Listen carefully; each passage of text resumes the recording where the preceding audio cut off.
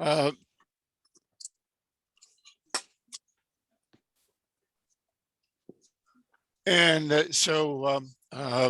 what I wanted to do is to go to the script for conducting open meetings.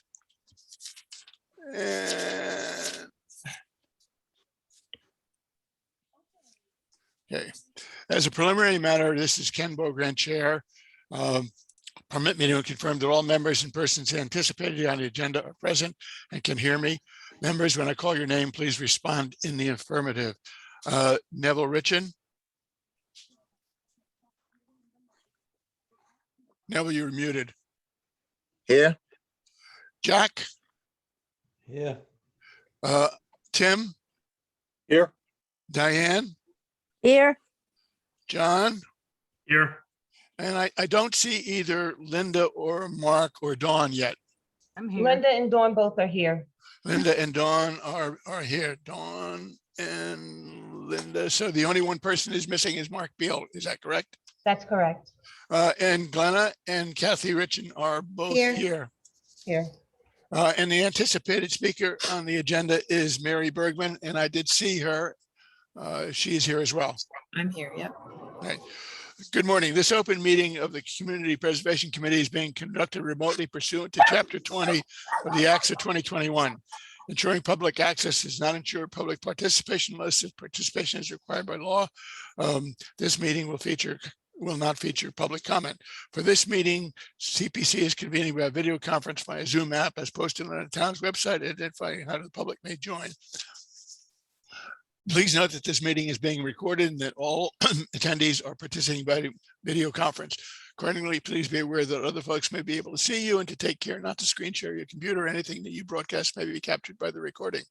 All supporting materials that have been provided members of the body are available on the town's website unless otherwise noted, and the public is encouraged to follow along using the posted agenda unless I note otherwise. We're now turning to the first item on the agenda, but before we do so, permit me to cover some ground rules for effective and clear conduct of our business and to ensure accurate meeting minutes. I will introduce each speaker on the agenda. After they conclude their remarks, Chair will go down the line of members, inviting each name to provide any comment, questions, or message. Please hold your name until your name is called. Further, please remember to mute your phone or computer when you're not speaking, and please remember to speak clearly and in a way that helps generate accurate minutes. For any response, please wait until the chair yields the floor to you and state your name before speaking. If members wish to engage in a conversation with other members, please do so through the chair, taking care to identify yourselves. After members have spoken, the chair will afford public comment to those members of the public who have joined the meeting by Zoom, and members of the public who wish to speak must state their names and acknowledge me and speak through the chair. Finally, each vote taken will be done by roll call. I have gotten through that, and so I would like to now turn to the first item on the agenda, which is the approval of the agenda. I will entertain a motion to approve the agenda. So moved. So moved. Moved by Linda, seconded by Neville. All those in favor by roll call. Neville, Yes. Dawn,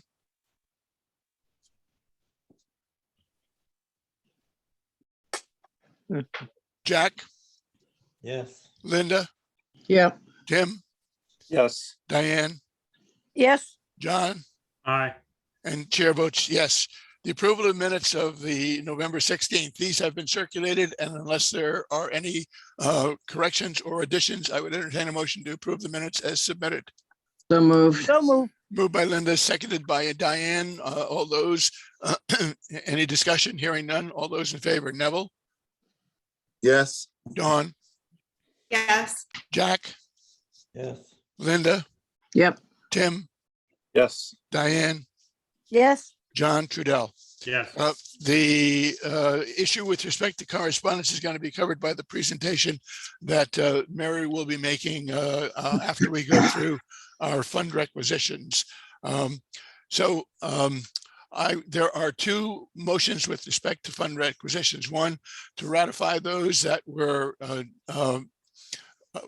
paid in December when we were unable to have a quorum to hold a meeting, and those which are present in front of us here in Roman numeral 2. I would entertain a motion with respect to the fund requisitions in items A and B of Roman numeral 1 and items A, B, C, D, and E of Roman numeral 2. Is there a motion to that effect?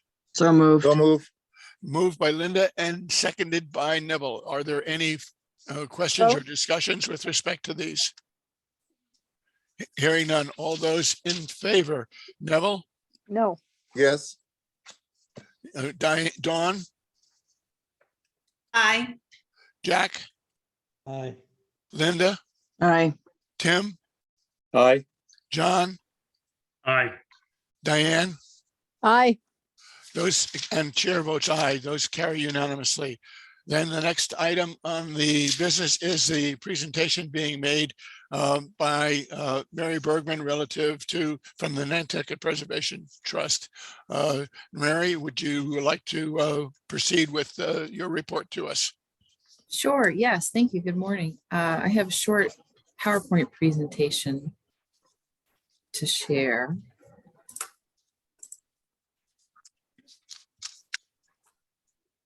Let's see.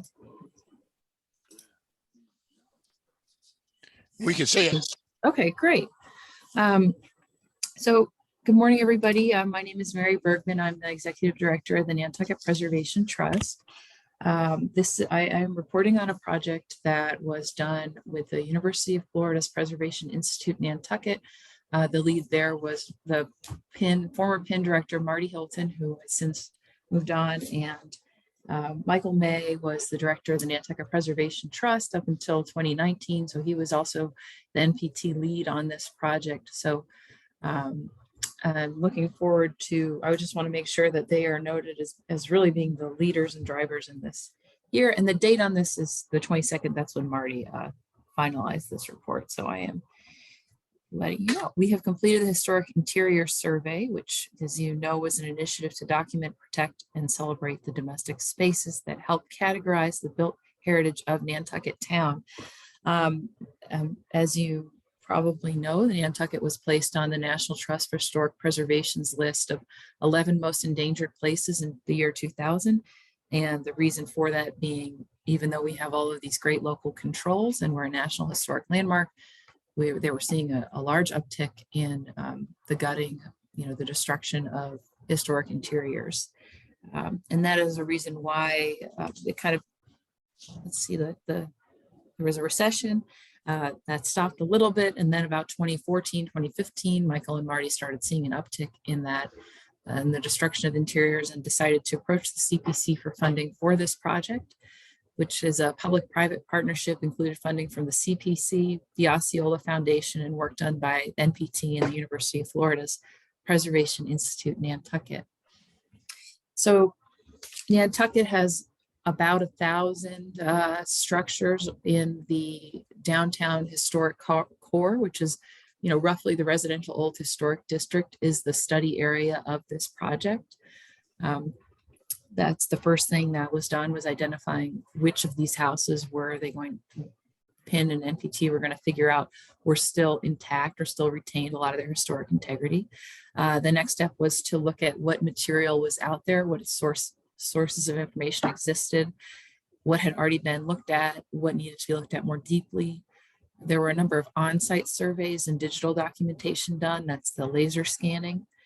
And then once all that data was gathered, it was synthesized and the buildings were ranked. I'll talk about that ranking system as well. And then the last thing is it was put into a GIS database that I'll share with you at the end, that I think is really an exciting and evolving project. So luckily on Nantucket, we have a lot of existing sources of information. The Preservation Institute Nantucket's files, they've been here for 50 years documenting historic structures before them. The Historic American Building Survey has looked at Nantucket since the 1930s. The Nantucket Historical Association and the NHA has been around since 1894, and they have an extensive holding of photos. They have, we'll get into that a little more, and NPT. We've been around for 25 years, but we also have done a lot of research in those intervening 25 years. And so our files are made available to them. The PIN students and interns and staff, they went through the Historic American Building Survey documentation. They went through historic structures reports that PIN had created.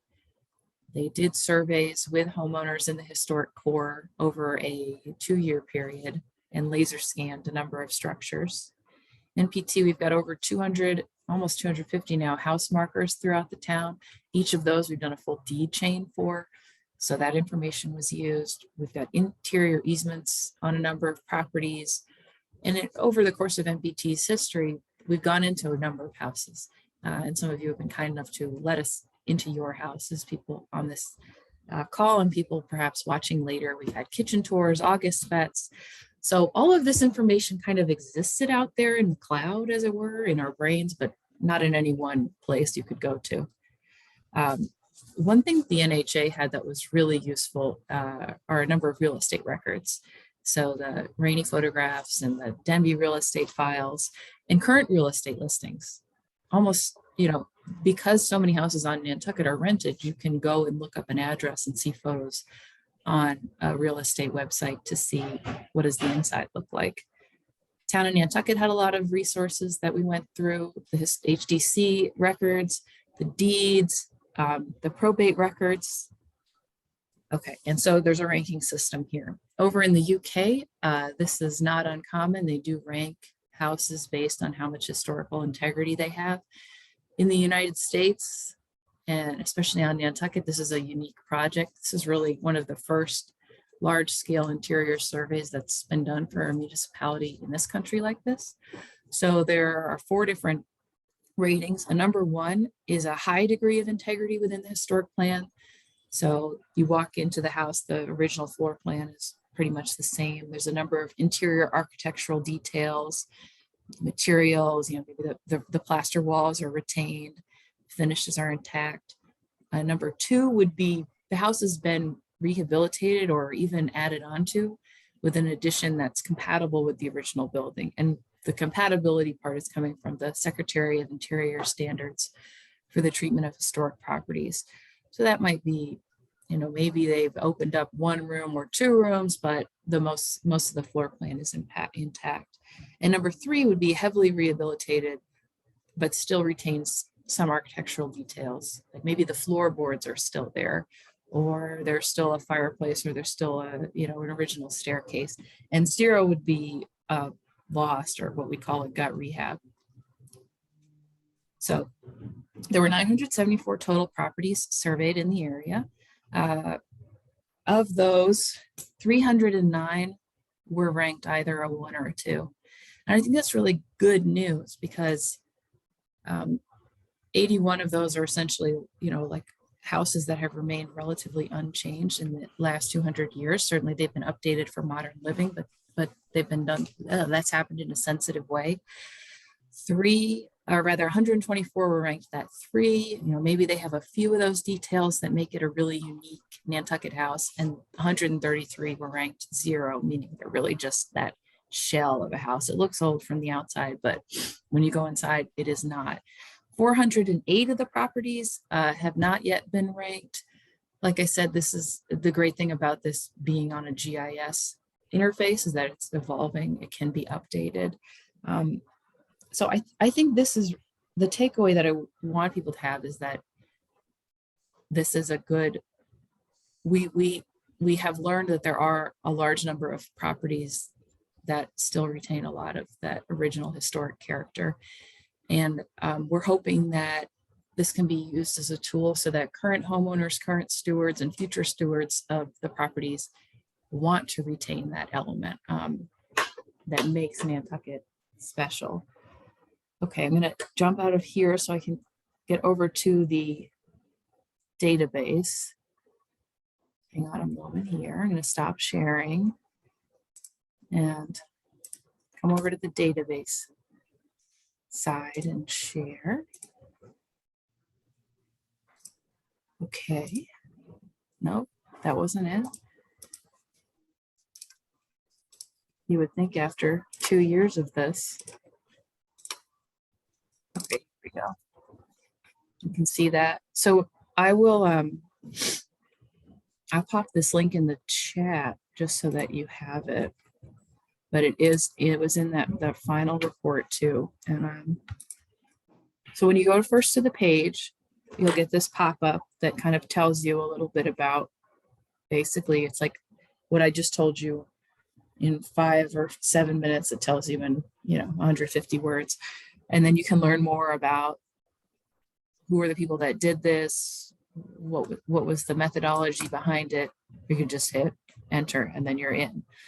So here's I should say this is all hosted by University of Florida. That's a great thing about working with a large research university. NPT is a staff of 4 people. The University of Florida's Historic Preservation School is also, they're like right above the GIS people. I guess they're in the same building.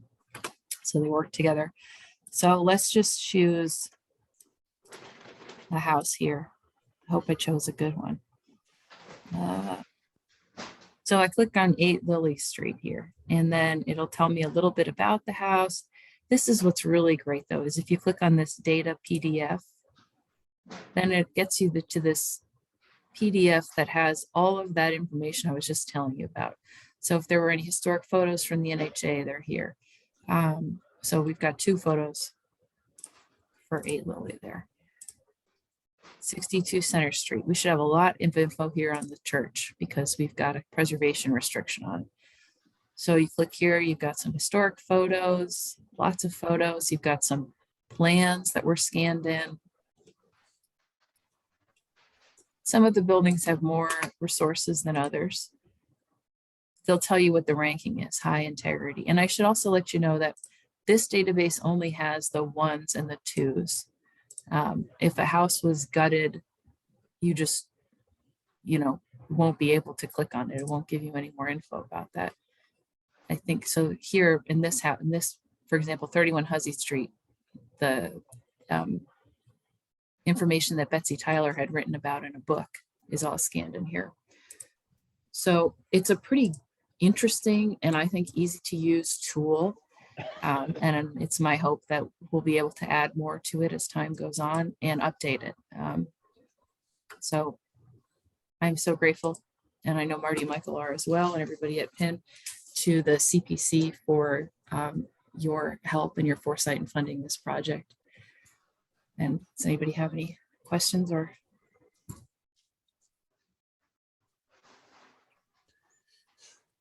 That's available to anybody, Margaret? It is available to anybody. Yep. Yep. And so I know I've kind of been piloting it out, Holly over at the Planning and Land Use Department, the preservation planner uses it a lot. But one thing that we're working on with the University of Florida is producing a sort of final report that will go out to the people who let us scan their homes. So they'll see that first, and then we'll slowly be sending that link out more. Tim, one of the key points of this whole process was, in fact, to be able to have it on a database where, in fact, it was available to the entire community, and so that there was a real benefit to the community understanding the value of presentation, the extent of presentation, and the importance of presentation to the community, and the actually success of Nantucket as a community from the point of view in terms of how it functions in the present and potentially into the future.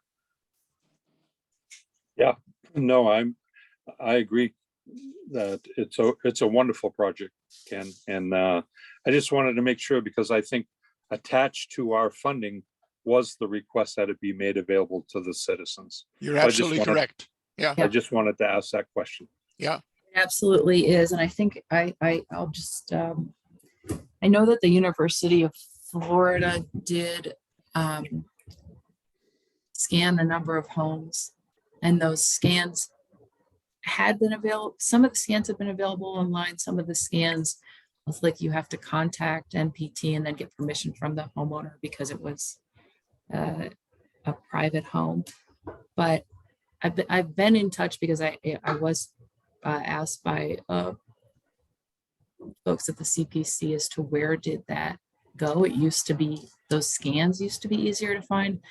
And I have put in that request to the University of Florida. They said that they had been updating their website, and that was part of the next phase of that. So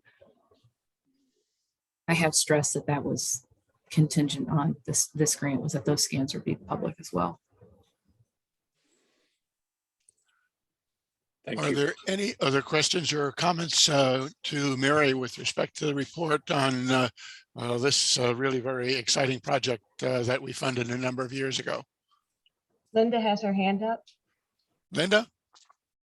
Yeah, I was going to ask the same question that Tim asked about publicly accessible, because they don't own those scans. We do. We paid for the machine. We paid for them to be done.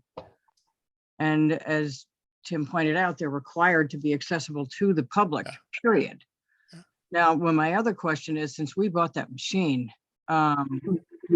what's happening there? Is this project coming to an end? Are they going to keep trying to scan structures? Because I've got a lot of clients, I can get them to allow scans. So where are we here? I don't even know if we spent all the money, because he stopped doing it, I think, before everything was done. I think that was my project. That's why I'm asking. Yeah, I don't have an answer, unfortunately. That wasn't Linda. But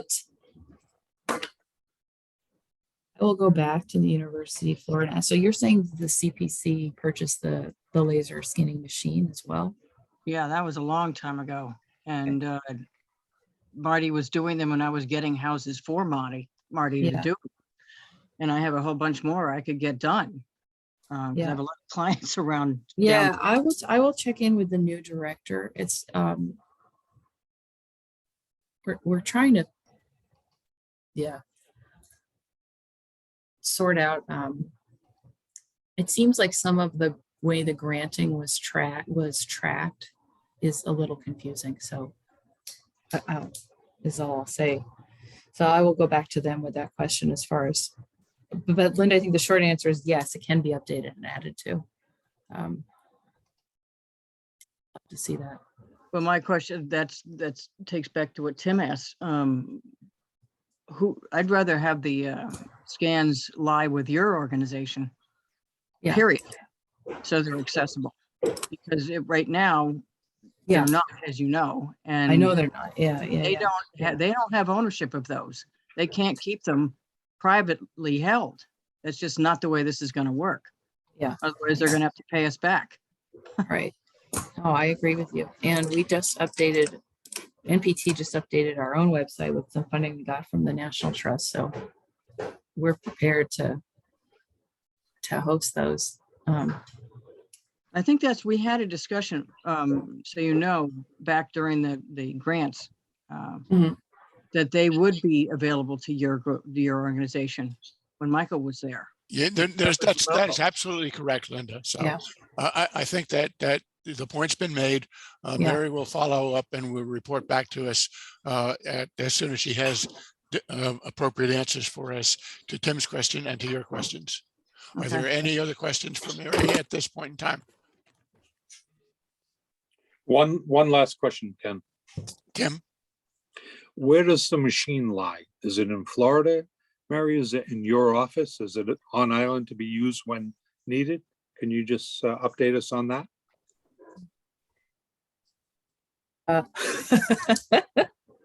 If it's here, I don't know. I've never seen it. But Okay. that doesn't mean it isn't here. And just so you guys know, that was an older machine. I've got two guys I use now that have those machines on island, and they're much more updated and they're much quicker, because I use one person in particular to do scans like that. He does them in a day. So the technology itself has changed since we got that machine, 10 years ago. Right. So there may be other people that can continue this work if they make application through NPT. So I can hook Mary up to that person. Is that I think, yeah, that would be great. We've worked with a real estate fellow to do some, when we had to do virtual tours last year, and that was really useful. So Linda, it sounds like this was the project that you might have been the point person for. So I love this if project. it'd be okay with the committee, I'd love to follow up with Linda further. And it sounds like she might be able to help me track down some of that institutional knowledge that might have gotten lost as the prior two directors have left, so that we can figure out where these things are and handle that. Do I hear any objections to that proposal from anybody on the committee? Hearing none, you can proceed along in that manner. Thank you. And Any, Ken, before you go, I'm Diane, sorry, go ahead. I was muted. I think it's important to continue with some of the houses that we haven't had, or to make Yeah. HCC's thing more important. I'm going to perhaps have a meeting this afternoon at 1 o'clock where Vicky brings this up. And so it's funny that we should get both of them on the same time. But the loss of historical buildings because the knowledge isn't there. Just for instance, when Michael was here, he went through my house, which I'm only the second owner of the house, and it was built in 1833. And they've never come asked. So there's a lot of houses that we should know about in order to protect them and to maintain them. So I think it's very important to continue with this project. Okay. Excellent. Any other comments? And is there any money left in that, Glenna? Are you aware of any money left in that particular project? There is no money left in that particular project. Okay. Everything has been expended. Okay. I'll work with Mary, maybe make a new application. New application. Yep. Yeah. That sounds great, Linda. Yeah. Neville has his hand up, Ken? Neville, Yes, Mr. Chairman, I just want to say, I remember this project when I first got on the committee, when they first came to us. It's a wonderful project. The only thing that got lost just now appears to be up on time was the accessibility of the items being accessible to the public. I love your presentation, Mary. I know that in the past, when the projects came up, I forgot the gentleman's name now, from the University of Florida. He would come through. I don't know how they would choose it. They will be in the town. They will choose the project, come up, and then request funding for that particular project, whether it was Lower Main Street, Upper Main Street, the Dreamland Theater, even down at Cisco in that building down there. Because I know we worked with them. They came to see us when we were on Park and Rec. And I think that's how it went. What I liked about the project was the fact that it came out of the University of Florida, that the director there and the students chose the items, they paced themselves, and they did a fantastic job. The only thing that happened that's now been corrected was the accessibility of the conclusion of their work got lost somewhere where the public couldn't access it. But now we can again. So continuing with that, I love the project and I hope it goes on forever. I know one of the things they talked about going forward into the future, they were talking about possibly going throughout the whole island, even going as, I know there was a building in Sconset, and the old barn, if everybody remembers, that they had gotten funding to do. And they were actually going to recreate where the, how the barn looked. But I think before they got to it, the barn blew down. right. So they were stretching into the whole historic districts of the island itself. So it's a wonderful project for the future generations of Nantucketers to see how the island looked, the changes that it went through, and all of that. The only question I want to ask is, I don't know if it's a silly question, but some of the houses that people buy, if they want to change the inside, does the town offer any kind of incentive to people to kind of to leave it the way it was, and instead of changing it up to bringing it up to the 22nd century, and having an old shell but a completely new inside, to maintain the inside the way it was? Is there any incentive that's given for that? The only thing you can do is, there's nothing locally, and the HCC doesn't at the moment have any jurisdiction over the interior, unless it affects the exterior. There's some question about that, but NPT can put conservation restrictions on the interiors, and that's what they've been doing, but that doesn't mean anybody's going to voluntarily do that. Neville, the other incentive is state and federal historic tax credit program, which encourages people to retain character defining features of a property.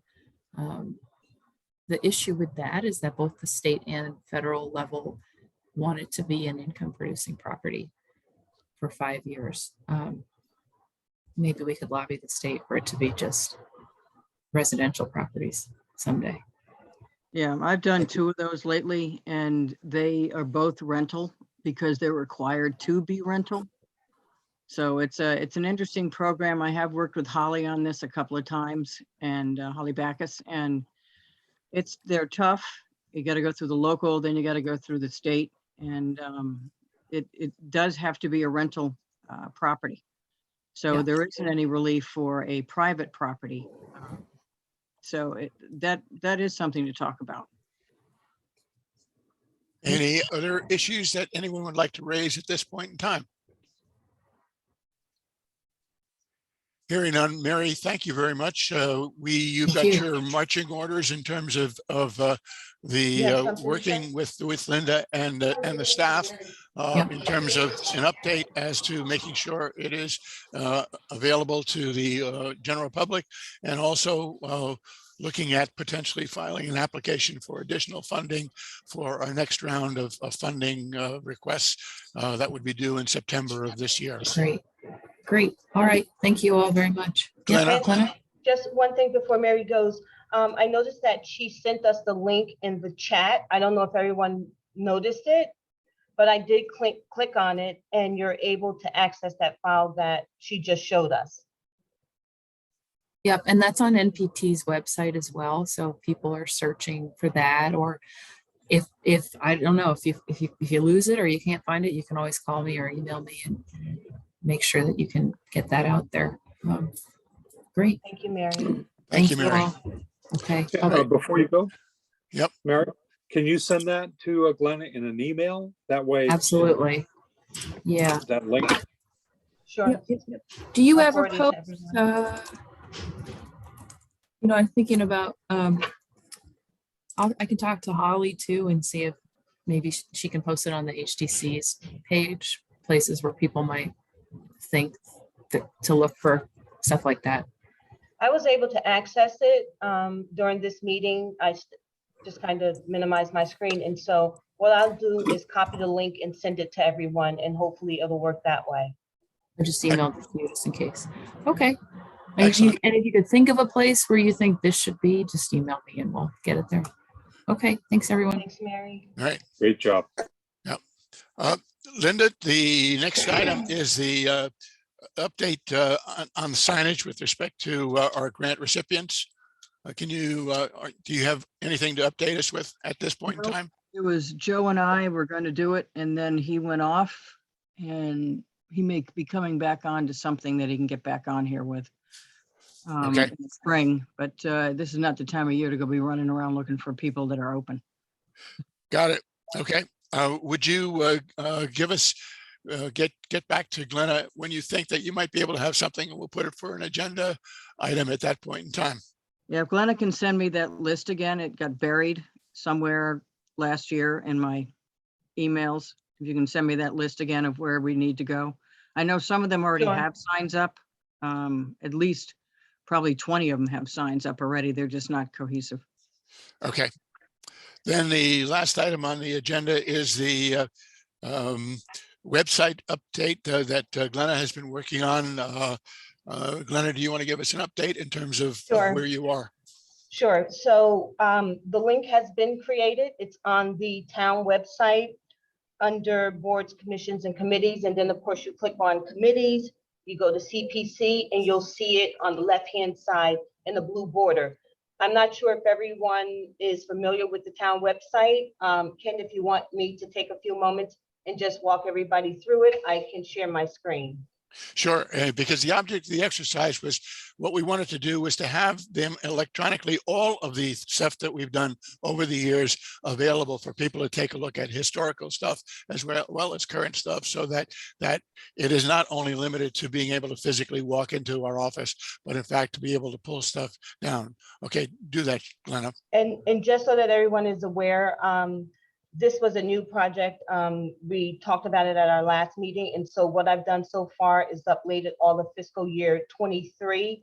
We are still working on tweaking it. I've been working with the public outreach manager to gain access, but this will just show you how to get to that link. So I'll share my screen and let me get to.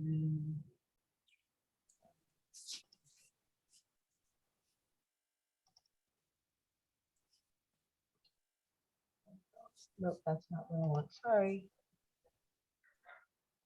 Just bear with me one moment.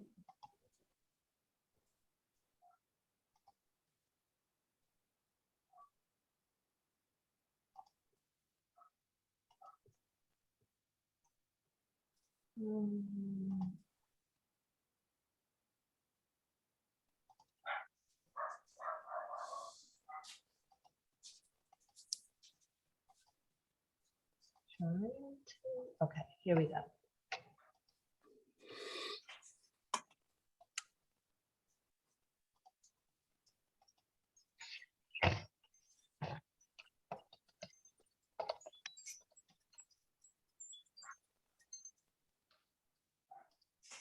Can everyone see my screen? Do you see the town of Nantucket Mhm. page that's coming up? Okay. So I just wanted to walk everyone through the basic steps of how to get there. So here we are on the town of Nantucket County webpage. You go to government, which is here, second tab. Then you go to boards, commissions, and committees. You click on that and go to committees. Scroll down, go to Community Preservation Committee, and you'll see right here on the left-hand side, CPC funded grant applications. So you click on this, and what we're working on tweaking is being able to click on this link, and then you'll see all of the funded grant applications. But right now, when you click on this link to page, oh, there it is. Okay, so it's working now. It wasn't working before. So when you click on that link to page, this shows all of fiscal year 23 applications that received grants. And you can just click on any one. I'll just do Landmark House.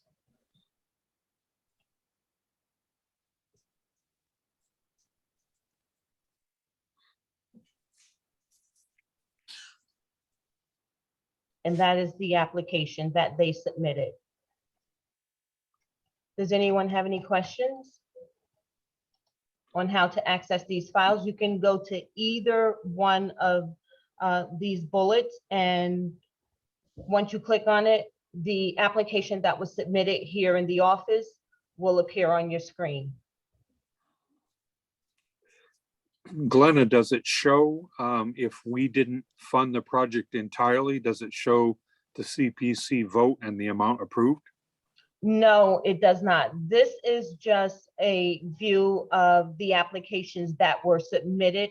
As Ken said, he wanted to create something where the community would be able to go into the system and see applications that were submitted without having to come into the office to get a copy or to sign that particular application out. The amounts that were granted are in the, or will be in the annual town meeting submission. The handout that Right. they give for the annual town meeting, it'll be in that booklet. Tim, it's a work in progress. As we put this in, if we see that we want to amend this or provide some additional information there, such as what you're talking about, that's something that we can develop and evolve. So what I wanted to do was to, in fact, start with the fact of showing that there are documentation of similar types of projects that we have done, looked at in the past, and help people in terms of what they need to be able to pull together in terms of making an application to us. Oh, I agree. It's a wonderful improvement for public access and transparency couldn't agree more. Could I make a comment? Sure. Maybe all we need to do is just in the very top line above the projects, just say that the applications below don't necessarily reflect the funding amounts granted by CPC. Just so, if someone didn't know what Oh, they yeah. were looking at. they Okay. might- Yeah, understood. That's a good point. Yeah. Okay. Yeah, that's right, because in many instances, the full amount of the application is not necessarily what we award. Correct. Sure. Just a We'll add little that misleading. byline. Good point. Thank As people review this, get comments back to Glenna, because the object of the exercise is for this to become a really useful tool for the public as well, in terms of understanding what we do and helping them figure out how they can become an applicant so they can be considered by our committee. If there are any other questions with respect to this, if not, then I would entertain a motion to adjourn. So moved. Moved by Linda and seconded That me. by Diane. All those in favor, Neville? Dawn? Aye. Jack? Aye. Linda? Aye. Tim? Aye, great job, Glenna. Thank you. Diane? Aye. John? And the chair votes aye. Thank you all for this morning and look forward to talking to you next month. Thank you. Bye. Thank Thank you. you. Bye. Bye. Bye-bye. All set.